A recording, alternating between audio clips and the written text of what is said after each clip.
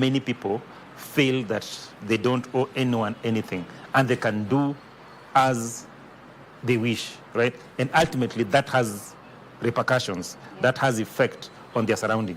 And that is actually bringing us to why we are having this discussion. No, but I think in my short life, I have learned that I meet different people. Yes. And different people are brought up differently. Yes. Something they consider as a value, I may not consider as a value. But that does not mean I don't tolerate them and still work with them, all right? Because it does not necessarily have to be within the family. It does not necessarily have to be my husband. And by the way, I'm one of the advocates against gender-based violence, yeah? And if I hear about it, my friend, you'll have problems. So any woman staying in a relationship that is abusive should actually walk out, all right? And now you are saying kuna mediation. That one is not make there. It clear that gender-based violence is not just the physical violence. It's also emotional. It's also key. Yes. And the emotional actually is the worst. Yeah. At times they even say, "Then you give me chapa. It's better you even slapped me instead of putting me through this." But what I'm saying is this: that in the normal course of life, God will bring very many different people in your path. You don't know why God is bringing them in your life, all right? So the one basic thing you have to ask yourself is, why is this person in my space? They have been brought there for a reason. So you identify, maybe there is a weakness you have that they are to strengthen, but they also have their own weaknesses. So that's why I was talking about that element of tolerance. But at the same time, you cannot be together if you're the same. You have to be different. For you to actually be together, you have to be different. That is why even in an army, when you're going out to war, there'll be somebody who has this skill, somebody has got this skill, somebody has this skill. And this person who has got the best skill has got another weakness that you just put up with, because you need that skill that they have. So at the end of the day, we have to bring everybody into the space that they're supposed to be and support them. Because most of the young people and even the older people who are now committing suicide is maybe because I tried to fit into this space, I was rejected. I tried to fit into this one, I was rejected. Because there's a certain level of conditions that have been put within that space that if I try to fit in, I can't, all right? And that is why the element of family being family is very important. No matter who you are, no matter your weakness. Let me tell you, when you bring family members together, there'll be drama. There must be drama. Because of things that have been pushed under the carpet, because of issues, people who are not talking, people who don't greet each other. But at the end of the day, when one of them has a problem and they rally behind that person, that support system will save that person. But if those people don't come together, then you'll have a death, or you'll have another mental issue, or you have another mental problem. At the moment, we're told that out of every 4 people, yeah, 2 of them have. They're not saying 2 people, 1 has a problem. They're saying 4. Out of every 4 people, 2 of them have got a mental problem that they're dealing with. Why? Because there's no, at times even talk, this small thing that Wazungu's brought over hugging. We do that a lot with our children, and it changes their lives, that closeness. Now, why is it that now when you're grown up, people don't want to hug you? And when you are growing up, it was the norm, yeah? Because it is just a sign that I have your back, and I'm there for you. So at the end of the day, we still have to go back and have this difficult conversation that how do we bring family members together and ensure that anybody who has a problem or people who have differences, can that healing be done? Can that reconciliation start taking place? So that at the end of the day, those who are coming, yeah, and I know Georgina will have many children. So those children that she will have, what sort of space are they going to get? When they go to visit her aunties, the same aunties, what sort of support will they get? For me when I was growing up, the person I could talk to the easiest was my aunt. There's some things I couldn't tell my mom. Mama yangu alikuwa ni major wa army. You could not tell her some things. But I would talk easily to my aunts. And that was the sort of fabric that is supposed to be there. And remember that even within that fabric, there are those strands that are very small and very weak. But what strengthens them are the other stronger and bigger fabrics. So when you look at the whole thing, it looks very beautiful. You'd think that it is a design, but because it is God's design, there are those who are small and weak, but there are those who are big and strong, but they support each other. The only way that fabric will hold in case of a problem is when we are holding each other. With your burden and with your issues, with your big mouth, and those who have small mouths, all right? Those who can talk, those who cannot talk, all of us grow together within that family. Yes. I've talked about the problem, the process of resolving it. We are at a place where there's a mess.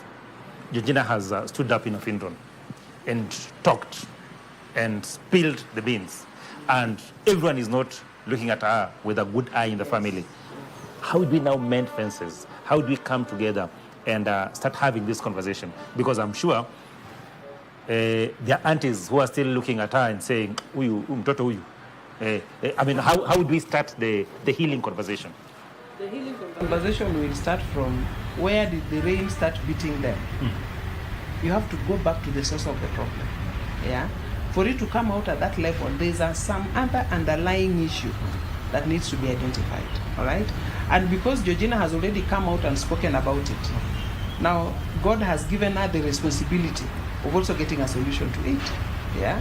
So she has to go, because for her to speak, there are times when somebody can speak and then people take it that, oh, it is rude, it is what. No. At times it is because she wants things to be better. She wants things to improve. But she's not seeing anybody coming up and improving it. And that is why now it had to come out. And others will start cursing you at the very end. They will tell you, utasafa sana hapa mbele. Hata tutakusaidia. But now, even I'm sure when you ask Georgina, among the other relatives, there are those people she can still talk to. Those are the avenues that can create that reconciliation that is now imminent. And I am hoping that in the next few weeks or months, Georgina will come back and say, now we have reconciled. If possible, let the aunt also be a guest and let them talk that, okay, Georgina did this, I also did this, and we agreed. Yeah? Yeah. So at the end of it, it is Georgina has taken up the responsibility. Look for that aunt or uncle who you can still talk to, bring them together and let them get to the bottom of the problem and resolve it. But at the end of the day, you have come up as somebody who can speak on behalf of others. So that responsibility also comes, that authority also comes with some responsibility. So you have to ensure that now you take it to the end. You can't stop here now. You have to take it to the end. Have you started taking it to the next level? Yes. You have said that you've actually started talking to your cousins. But of course now there are people, as I said, who still hold power in that family. Have we started that conversation in terms of ensuring now that we can actually sit down and say after 40 days, after 30 days, after 50 days, or even after 1 year, so that then we can actually start having this conversation? I was talking to my cousins before just to correct you. But after the whole situation happened, I actually had a conversation with an aunt of mine, and I actually apologized as to how the whole thing happened, and probably they felt that it was not a good platform to address the issue. But for me personally, I will speak for myself. I think I have had my own life experiences. I have made decisions for myself that has made me reach where I am today. And because I also believe in God and I have faith in Jesus Christ, what I can say is that sometimes not everything has to be mended, you know, it is okay. I am not saying that at the end of the day I am having a fight with anyone. Yes. But we can coexist peacefully, you know. I'm sure there are people who this is not going to sit well with them, and I can never change that. I can never make a difference for them, but we can coexist peacefully. Now it is my responsibility, as I'm continuing to live my life, if I ever get married and have children, to make it better than how I have experienced it. But si lazima inini, you know, it's okay. We can meet, we can say hi, but I am aware that hizi vitu saa zingine you can't reconcile to a certain level, the reality and of it's the situation okay. is that at times some of the atrocities that have actually been meted to family members, or let's say your mother, your father, or even your siblings, is beyond, and even just expecting that you will sit down like immediately and have a conversation is a bit difficult. Yes. I'm happy what Georgina has said, and by the way, congratulations that she talked to one of the aunts and she apologized. Yeah. Yes, I did. And for me, that actually has changed the whole thing. Yeah, that probably some people told her that, you know, what you did you sort of went a bit overboard. No one and told me. she found the wisdom in No one herself. told me. No. So you just apologized out of the blue. Because I am aware of what I am doing. I am an adult. When I say something, I understand what I am doing. I understand that I could say something, but that could not sit well with you. You know, but at the end of the day, I have said my piece, and I am sorry if it has offended you. And it's that was not the intention. So that was the apology. Yes, that was the apology, but not That it has not sat well with you. Yes, that it has not sat well with you, and I understand, and it is okay, but not apologizing for anything that I have said, you know. So the way I have said, si lazima these bridges zitengenezwe, you know, it's okay. Like, as you progress through life, you make other connections apart from family. Si lazima ukue you are born with them. You don't have to be blood related. So for me, hivyo tu ndo naweza sema, it does not have to be blood related, and it's okay. We don't have to mend everything. Ni sawa tu. But of course, it's a process. It's a process in terms of you will be watching and getting to see how some of the family members are behaving, and if you feel that whatever you said actually touched some hearts and people are changing, then it is a good place to actually start having a conversation. And if it does not also reach that level, here it's okay. Like, I don't understand why people like to build a mountain out of a molehill. Ni sawa. Like, nowadays, life happens and we continue. Mimi, when I die, mine is over. You know, the same way my mom passed, Mimi, I did not know that my mom anaeza enda, and you realize that, kumbe these things happen in life, and we don't have to complicate life like that. Let's all just share love, be there for each other when we can, and ni hivyo tu. Like, let's not make it such a big deal. Whoever wants to be in your life, they will be in your life, they will support you, they will show you love. Whoever feels that you are a burden or you bring too much, ni sawa pia. Like, they can also just find their own people to create a beautiful relationship with, and I don't think it's that complicated. We make it complicated. Let's just be honest and truthful with each other, and take people in your life that are for you and are in your team. Grace, Yes. you are torn in between. You want to support. You are saying this has to happen. She has spoken her piece, and like, at times you're asked that, are you able to make the same decision again? Again, yes. Yeah, if things change, all right?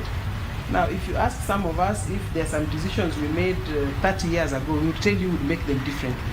Yeah, based on the experiences we've had, and based on the fact that that one person you thought you don't need, you ended up needing them, right?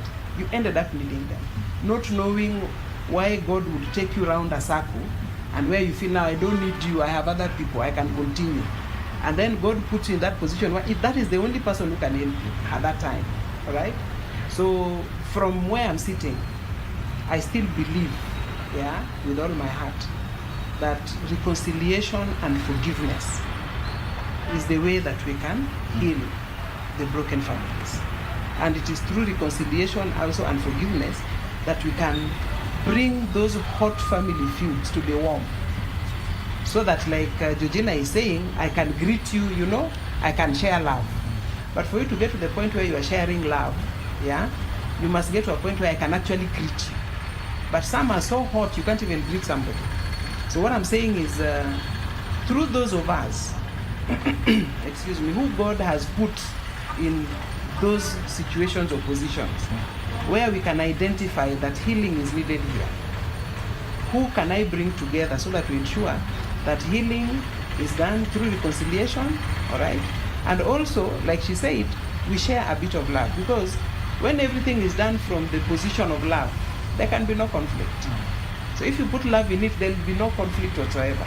Because what I will do to you what I expect you to do to me. So if I'm going to do something that I don't want you to do to me, I will not do it. So for me, I still maintain that for us to move on peacefully, we have to identify what caused this conflict, and if we don't want to go that deep, all right, then let's do it as Christians. Because when I got born again, I had to, I confessed that everything now is gone. We are starting a new life, all right, and let us agree that let us forget the past, and from this point on, Let us now move on, knowing that either we are friends, because also friends wanakosana. Friends also get into conflicts.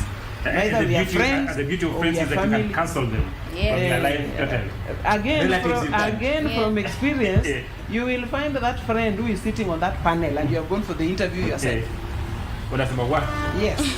So life has a way of coming round. Like I told you, that person you feel you don't need, you will end up realizing that is the person who can help you at that time. You are in a very tight spot.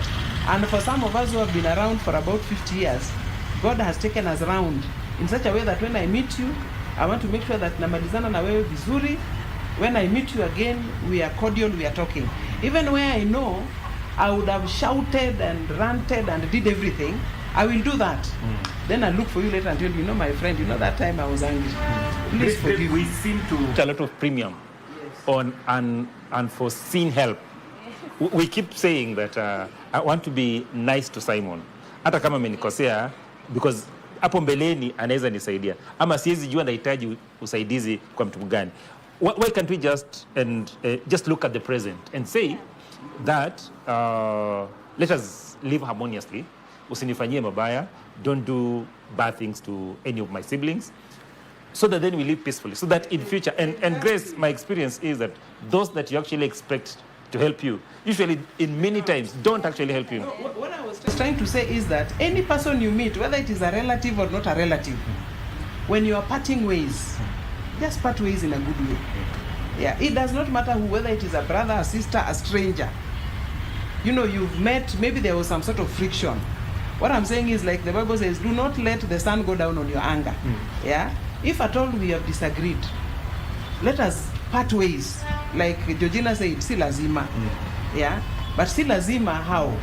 When we are parting ways, let us do it in a way that kama kulikuwa na issue we have resolved, and then now you can go your way. We don't need to be in each other's lives. Yeah, but we have parted ways in a way that when we meet again, I can still greet you. All right? But what I'm saying is, do not live when everything is hot between you. Even you where you are, the way God has created us, you'll not be peaceful. You'll keep remembering what you said, the hurtful things you mentioned. It is human nature, you'll remember. What I'm saying is, it does not matter whom you meet. If you part ways in a harmonious way. Yeah. Georgina, a big challenge to church leaders, elders in our society, mediators, and anyone who is supposed to be fostering peace and harmonious coexistence in the society. This is a big challenge, and it's time people actually came out. Those that are actually bestowed with these responsibilities came out and actually started dealing with these issues. Yes, I think the responsibility is with every individual, not necessarily just bishops and pastors, and it is my responsibility But as... because of their status in the society, of course, people Yes. tend to listen to them.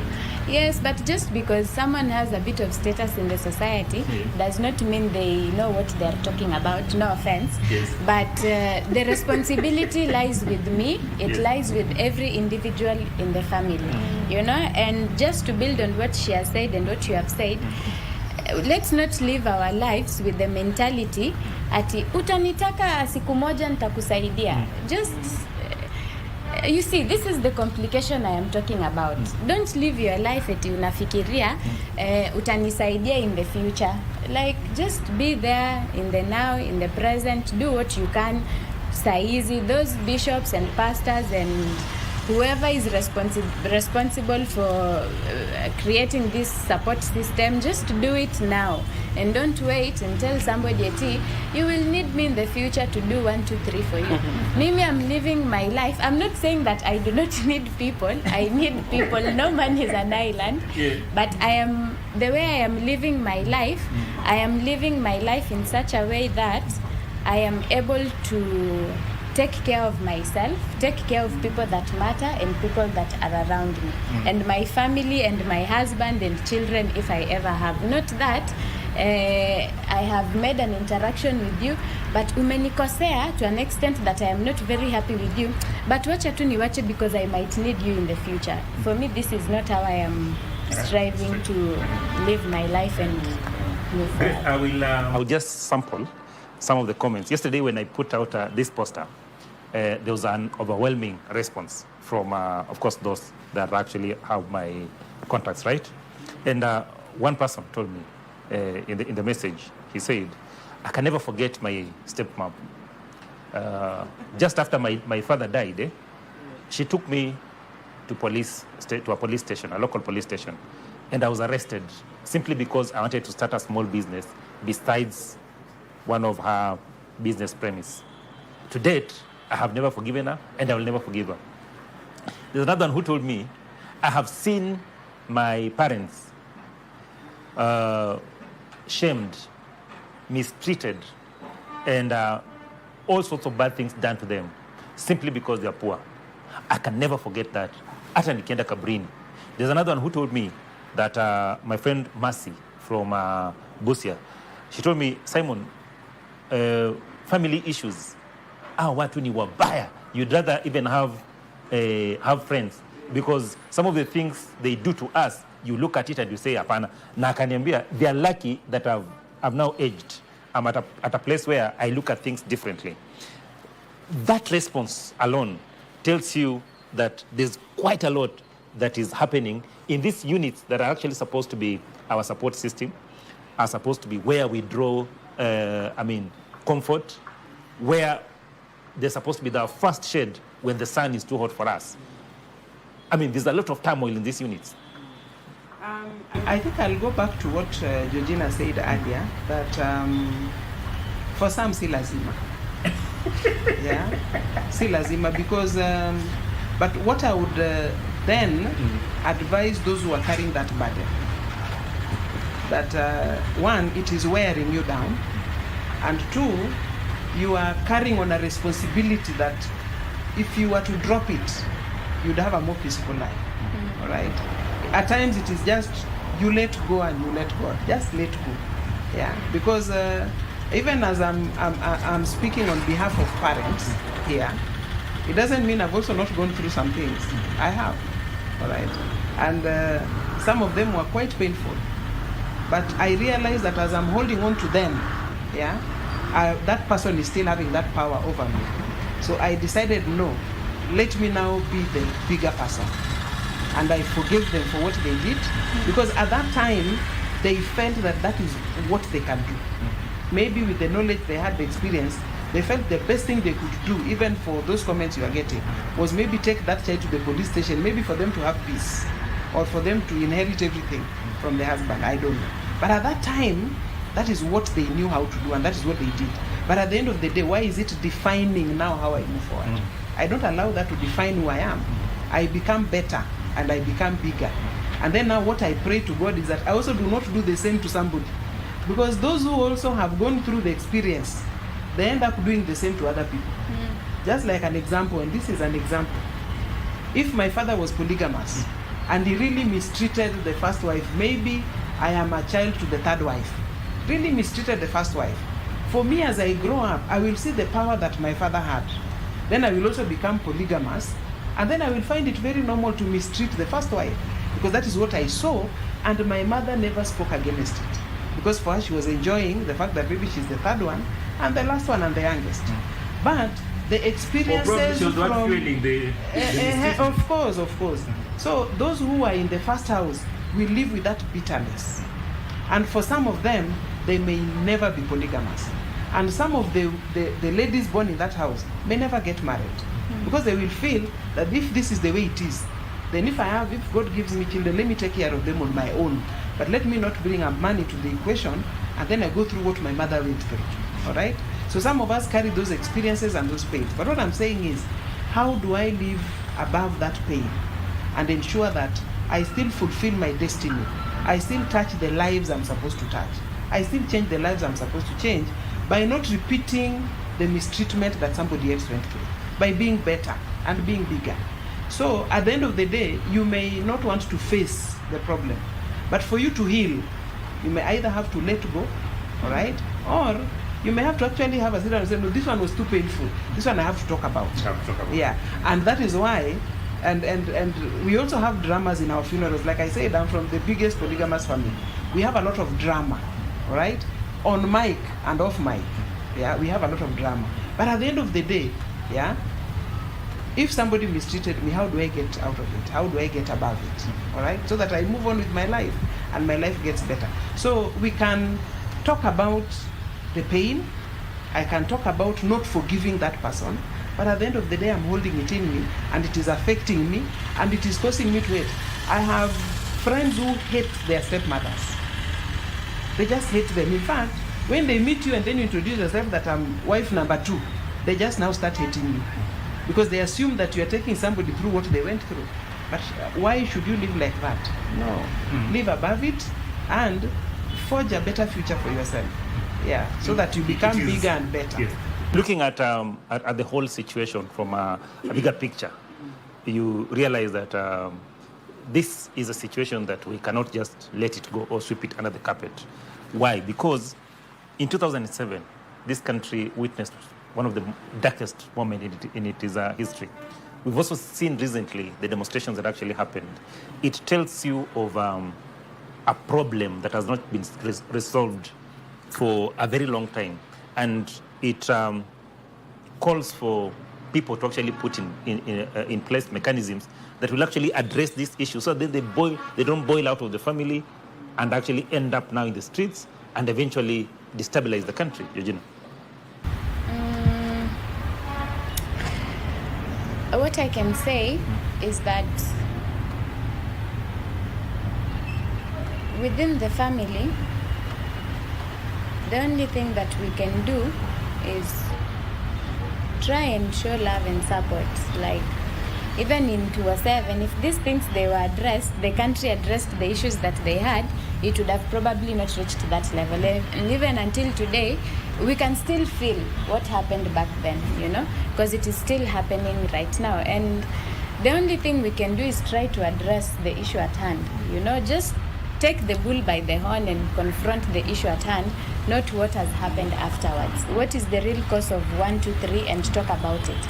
And you see if you are able to find a solution. If a solution can be found, it is well and good. It is important that it's addressed because terrorism starts in the family, Yes. corruption starts in the family, Yes. mistreatment starts from the family. I mean, injustices starts from the very basic family unit, and people grow up knowing that you can do this and go unpunished. Yes.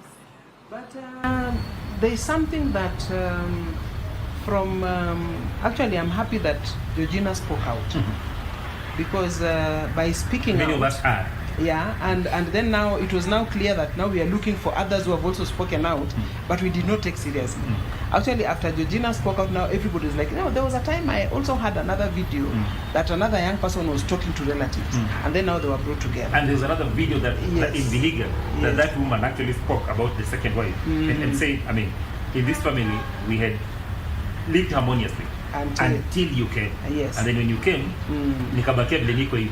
So I think her voice does not just need to be among the young people, but I think for those of us who are in positions of policy making and all, I think we need to hear, listen, and do something about it, because our constitution is very clear about the marginalized, and we have youths put together in the marginalized.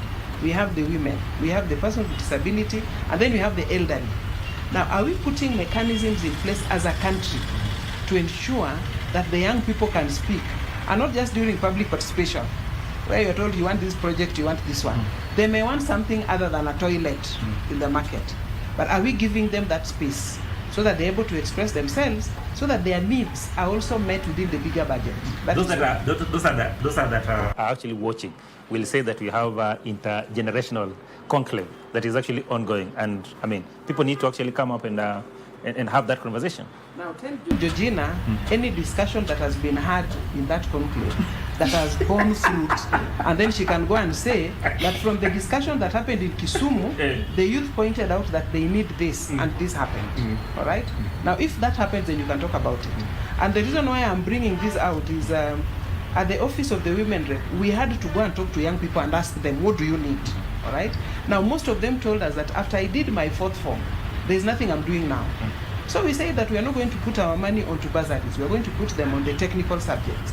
And then now after that, we are now linking them to where they can either get employment or where they can exercise what they have learned. But at the end of the day, what I'm saying is, as a country, are we listening to the young people? And as we listen to them, are we responding to the needs that they are expressing, all right? Now, if you're talking about bringing peace within the families, we have the Luo Council of Elders. Now I'm talking about the Luo Nation. We have the Luo Council of Elders. Have they been integrated into the current social systems where you can find that maybe from where I come from, where I'm married in Kasagam, we have the wife to the Ogai, who then will bring the young people together, like Georgina, and say, what are your needs? And then also bring the older people together and say that there is a gap. And we need to listen to the young people, and we need to respond to the young people. So what I'm asking is, we have the intergenerational conflict, yes. But the concern that Georgina has, how are they responding to it? Yeah. And if at all, maybe there is an aspect of it that can be brought and maybe converted into a policy that then can be followed, and everybody is happy at the end of the day. But what I'm saying is, Georgina has spoken. Are we listening? And if we are listening, are we responding to what she has spoken about? Yes. Georgina, in conclusion. The fact that I have spoken, I have not only spoken about the issues that families are going through, but it reflects also in a bigger picture. Recently, the Gen Zs, they managed to access the parliament building, and this is because people are not really paying attention or listening to whatever it is that we are saying and what we want. As I said, we are getting older and we are able to tell what is good and what is bad. So this is something those people who are up there, they also need to put into consideration, that we are aware of everything that is going on, and now we are in a place where we can choose what we want and choose to make a difference. And specifically actually protect family, because that is where... Yes. Grace, in conclusion. In conclusion, I think what I can say now as a parent, as Mzazi, is that Georgina, we have heard what you have said, we have heard you speak, and we are taking that conversation to another level. And we are saying that we need to find solutions where, whether the young people are speaking out loud, because when they spoke softly, we did not listen. But now when they speak out loud, now we are listening, and are we able to do something about it? But again, I'm also saying that for the family heads who are out there, let us ensure that we focus on reconciliation, let us focus on healing, and let us remember that our young girls are becoming parents very early. And by the time now they are getting older and they are getting grandchildren, they actually don't know what to do, because they did not get enough time to learn how to become parents, to become older on how to become parents. We have too many teenage pregnancies. And as we are focusing and fighting on the triple threat, then let us ensure that we listen to the young people and we create that enabling environment for them to speak and for us to respond. Thank you, Grace. Of course, Mike, that conversation will continue on our social media platforms. That is on Achola Simon. That is my social media handle across all social media platforms. KBC Channel 1 on across all social media handles. And of course, you can also continue the conversation on Georgina G on her social media platform, and of course also on Grace's social media platforms. So then, of course, this conversation can continue. Of course, you clearly tell that these are conversations that we can actually talk about it. Of course, keeps on giving different dimensions, and we'll continue having a conversation on our social media channels, so that then we ultimately can actually have a conclusion on this particular situation. But key is that we need to start working out on those small issues that actually tear apart families at the very basic level. And as Gina has said, don't sit back and wait for things to blow out of hand or out of proportion. What you need to do is stand up and speak. Grace has said, while you speak, do it in a more respectable manner. Of course, this is the Western Spectrum, and on behalf of each and every person who's actually made this possible, our guest who actually found time to come and be on this set, the management of this hotel, Mirage Palace Hotel, who continue to give us this space so then we can have this show every Monday morning. Cameraman Martin Kivuti, Simon Sube Nyamatiko, our director Simon Vincent Achola, and of course my colleague from Mayenga FM, Philip Miyawa, and John Muhika in Nairobi. Zol, thank you, and we get it back to Broadcasting House.